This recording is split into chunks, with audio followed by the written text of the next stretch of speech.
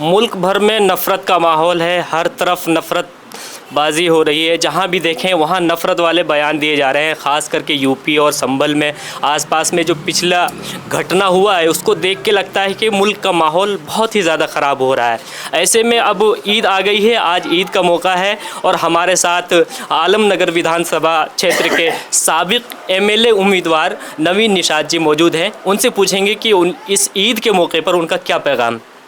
सबसे पहले तो मैं आपको नया वर्ल्ड चैनल के माध्यम से आप पत्रकार महोदय को मैं आलमनगर विधानसभा के तमाम क्षेत्रवासियों की ओर से आपका हार्दिक अभिनंदन करता हूं। और सबसे पहले ईद के इस रमज़ान के एक महीने पाक महीने के बाद और इतने पवित्र माह बीतने के बाद आज ईद का पर्व है। आलमनगर विधानसभा सहित पूरे बिहारवासी देशवासी समेत को मैं ईद के मौके पर हार्दिक बधाई देता हूं और शुभकामनाएं देता हूं। ऐसे तो आपकी पार्टी ने अपना मौक़िफ़ जो है, अपना स्टैंड रख दिया है वक्फ़ बिल को लेकर के। आप देख रहे हैं माहौल गर्म है, उसको लेकर के भी व्यक्तिगत तौर पे आपका क्या विचार है, आप क्या स्टैंड लेते हैं इस पे? देखिए, ये सिर्फ चुनावी एजेंडा है और किसी भी भारतीय संविधान जो है उसमें सभी को स्वतंत्रता का अधिकार दिया गया है और उसमें वो किस धर्म को अपनाते हैं, किसके प्रति आस्था है, किस देवी देवता के प्रति है। मान लिया जाए मुझे बजरंगबली पसंद है तो मुझे आस्था लगता है कि मैं बजरंगबली का सेवक हूँ तो मैं बजरंगबली का सेवक हूँ। आपको लगता है कि अल्लाह का है कि किसी को क्रिश्चियन का है। तो संविधान ये अधिकार देता है कि जो जिस धर्म के हैं उनके जो रहनुमा हैं, जो अल्लाह हैं, ईश्वर हैं, उनको वो मानते हैं। और उसी तरह से जैसे हिंदू एक्ट में न्याय समिति होती है, अनेक ट्रस्ट होता है, उसी तरह से एक वक्फ बोर्ड है मुस्लिम लोगों के लिए। तो ये तो उसमें ये सिर्फ चुनावी शगुफा है कि हिंदू मुस्लिम, चूँकि बीजेपी के पास तो रोजी रोज़गार का मुद्दा है नहीं, महंगाई का मुद्दा तो है नहीं। पहले महंगाई का जो है उसको डैन नज़र आता था, अब भौजाई नज़र आ रहा है। तो इसलिए मतलब आने वाला चुनाव 2025 में और पूरे बिहार के आम आवाम से लेके युवा पीढ़ी वो तय कर चुके हैं। अभी देखें एक सी वोटर का सर्वे या 41% जो है आदरणीय नेता भाई तेजस्वी जी को मुख्यमंत्री के तौर पर देखना चाहते हैं। तो उसमें ऐसा तो नहीं है मुस्लिमें हैं, हिंदू वर्ग के भी हैं, अपर कास्ट के भी। मतलब यहाँ जात पात से ऊपर उठ के और सभी वर्गों के लोगों को पसंद है। अभी आप देखें कल के भी घटना में नीतीश कुमार जी महिला के साथ क्या अपशब्द बोलते हैं, कैसे एक समारोह में अमित शाह के सामने, और लेकिन अमित शाह का कुछ नहीं बोला। तो ये वक्फ बोर्ड जो है, वक्फ बोर्ड हमारे आदरणीय नेता भी और सदन में भी उठाए। और 2-3 दिन पहले पटना के गर्दनी बाग में जहां धरना प्रदर्शन हो रहा है उसमें हमारे आदरणीय सामाजिक न्याय के जो योद्धा हैं, प्रणेता हैं, लालू जी भी उसमें शामिल हुए। तो क्लियर स्टैंड है कि सामाजिक सौहार्द का जो वातावरण है, लालू जी जब उस समय नहीं डरे तो उनके लाडले हैं तेजस्वी जी, और इसमें सबों का प्यार है। तो सभी वर्गों के प्यार का, बिहार की आम आवाम जनता की हिफाजत के लिए तेजस्वी जी तैयार हैं।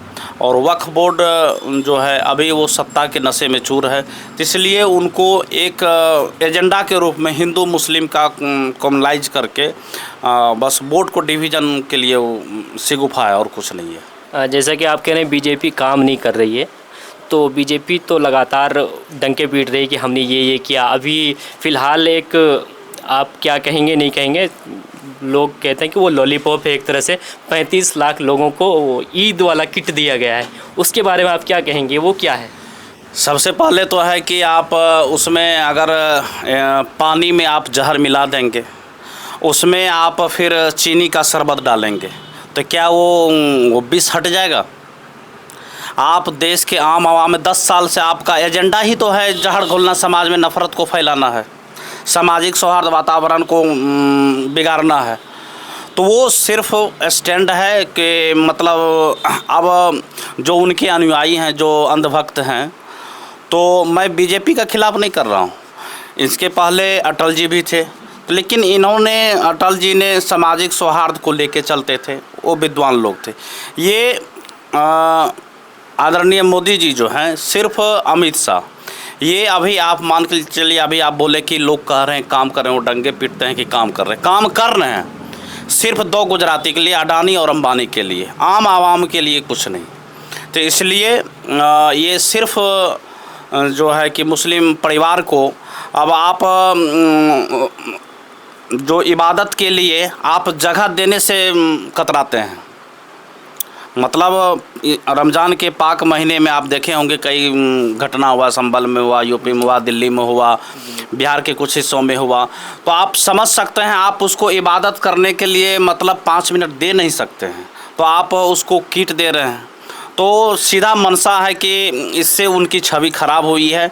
और देश को छोड़ दीजिए, मेन मीडिया जो अभी वर्ल्ड लेवल में है 159वें नंबर पर है, तो इसकी तो बात ही करना बेईमानी है। तो अन्य विदेश में जो है हमारे विश्व पटल पर इंडिया का भी गवर्नमेंट का जो फीडबैक है वो सबसे आज तक के इतिहास में सबसे ख़राब है। इसलिए सोचता है किसी तरह जो कुर्ता कमीज फट गया है किसी तरह से उसको रफू करें, ऐसा होने वाला नहीं है।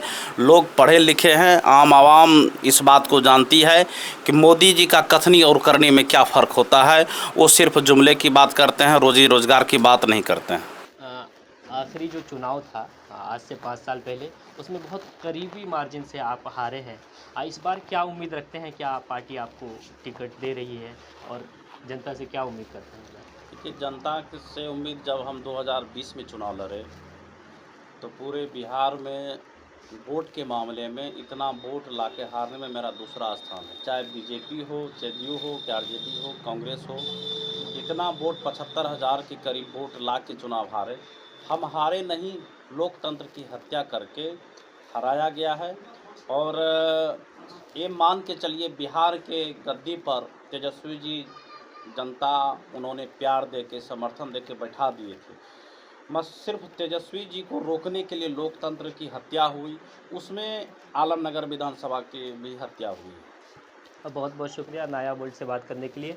आपने देखा नवीन निषाद जी हमारे साथ थे और उन्होंने पूरे मामले पर बताया कि मुल्क में क्या चल रहा है, अभी क्या पैगाम देना चाहते हैं और इनकी पार्टी वक्फ बिल को लेकर के क्या स्टैंड रखती है। तौसीफ हबीब, नाया वर्ल्ड न्यूज़।